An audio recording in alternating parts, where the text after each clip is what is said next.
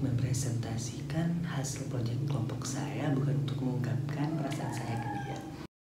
Nah, seperti kata pepatah, tak kenal maka tak sayang. Kalau udah kenal, jangan sampai sayang. Perkenalkan, saya Jaka Balipan. Dari rekan saya Yuliza Ariska akan mempresentasikan tentang eksperimen interferometer Michelson, yang dimana tugas ini untuk memenuhi tugas mata kuliah eksperimen fisika klasik. Nah, bagi yang penasaran, simak yuk video kami. Saya akan menjelaskan bagian pendahuluan, di mana interferometer adalah alat yang dapat digunakan untuk mengukur panjang gelombang atau perubahan panjang gelombang dengan ketelitian yang sangat tinggi berdasarkan pola interferensi. Apabila dua berkas cahaya yang koheren bertemu pada suatu titik, akan dapat menimbulkan gejala interferensi cahaya, di mana efek dari interferometer cahaya ini hanya dapat dijelaskan dengan menangkap cahaya sebagai gelombang. Thomas Young merupakan orang pertama yang menemukan pola interferensi dari dua berkas cahaya yang dilewatkan melalui dua celah sempit yang sejajar. Kemudian disusul oleh Michelson yang menemukan pola interferensi cahaya dengan perangkat percobaan bahan setengah cermin atau beam splitter dan dua buah cermin datar seperti gambar 8.2. Cahaya dari sumber laser didatangkan pada beam splitter yang dapat merefleksikan sebagian cahaya yang datang dan meniriskan sebagiannya lagi, di mana cahaya yang direfleksikan menuju cermin datar M1 dan cahaya yang ditransmisikan menuju cermin datar M2. Oleh masing-masing cermin datar, kedua berkas sinar yang datang akan direfleksikan kembali ke arah beam splitter dan akhirnya jatuh pada layar. Di mana beberapa teori yang mengenai interferometer Michelson, di mana interferometer adalah alat yang digunakan untuk mengukur panjang gelombang dengan ketelitian yang tinggi berdasarkan penentuan garis-garis interferensi atau pola fringe yang dihasilkan menurut Maria tahun 2015. Selanjutnya, pola interferensi apabila dua gelombang yang berfrekuensi dan berpanjang gelombang sama tapi berbeda fase bergabung, maka gelombang yang dihasilkan merupakan gelombang yang amplitudenya tergantung pada perbedaan fase. Perbedaan fase antara dua gelombang sering disebabkan oleh adanya perbedaan panjang lintasan yang ditempuh oleh kedua gelombang. Umumnya perbedaan lintasan yang sama dengan delta D menyumbang suatu perbedaan fase yang diberikan oleh beda fase sama dengan delta D per lambda dikali 2V atau delta D per lambda 360 derajat menurut Tipler tahun 1991.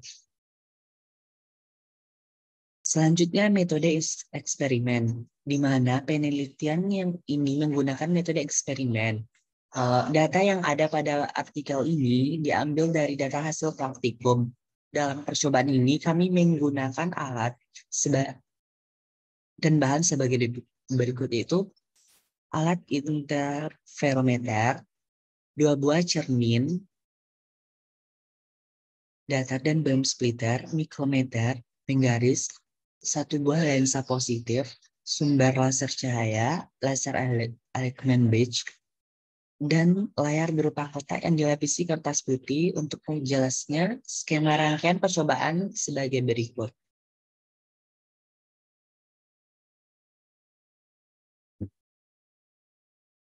Selanjutnya mungkin akan dilanjutkan oleh Yuliza Ariska. Ya, di sini saya akan melanjutkan, yaitu yang dimana hasil dan pembahasan.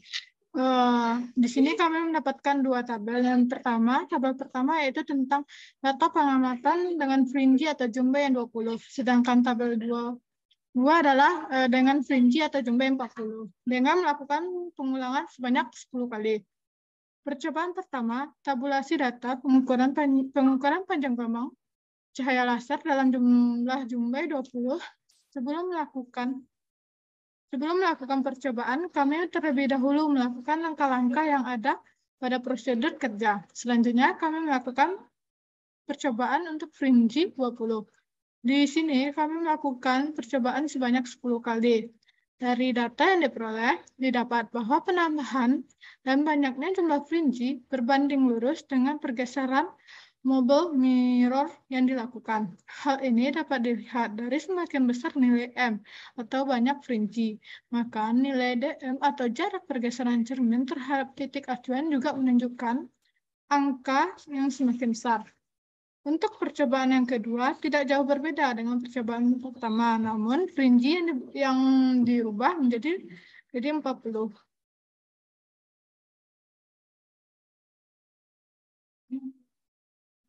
Selanjutnya adalah kesimpulan dan saran. Kesimpulannya pertama, kesimpulan yang kami dapat, yang pertama, satu, proses terjadinya interferensi ialah cahaya dari sumber laser didatangkan dari beam splitter yang dapat merefleksikan sebagian cahaya yang datang dan meneruskan sebagiannya lagi. Cahaya yang direfleksikan menuju cermin datar M1 dan cahaya yang ditransmisikan menuju cermin datar M2. Oleh masing-masing cermin datar, kedua berkas sinar yang datang akan direfleksikan kembali ke arah beam splitter dan akhirnya jatuh pada layar, sehingga membentuk fringe atau membentuk jumbai-jumbainya pada layar. Ya, kesimpulan kedua adalah hubungan jumlah jumbai dengan panjang gelombang berbanding terbalik, di mana dapat kita lihat pada data tadi. Dan yang ketiga adalah lambda hitung untuk jumlah 20 yang kami dapat adalah 0,685 μm atau 685 nanometer. Dan untuk jumlah yang 40, lambda hitung yang kami dapat adalah 0,6875 μm atau 687,5 nanometer. Di sini kami menyarankan dalam melakukan praktikum saat menggunakan alat interferometer, sebaiknya saat melakukan praktikum harus sabar saat melakukan percobaan, karena pada percobaan ini membutuhkan kalibrasi dengan cara mengatur posisi laser dan splitter kedua cermin dan laser agar sinar laser yang melewati semua peralatan tersebut tepat segaris atau menjadi satu titik. Dan saran yang kedua, sebaiknya pada saat melakukan percobaan interferometer, ini perlu berhati-hati pada saat melakukan pergeseran pada mobil minor karena orde dalam skala mikrometer. Sekian yang dapat kami sampaikan. Assalamualaikum warahmatullahi wabarakatuh. Nah, bagi yang menyimak video tadi mungkin udah paham kan apa itu interferometer Michelson dan bagaimana proses terjadinya interferensi pada interferometer Michelson tersebut. Nah, bagi yang belum menyimak bisa kepoin atau tanya-tanya sama kita di bawah ini. Sebelum ditutup mungkin sedikit berpantun ya. Buah durian, buah selasi, cukup sekian, terima kasih. Buah durian, buah pepaya, semoga berkesan dan sampai jumpa.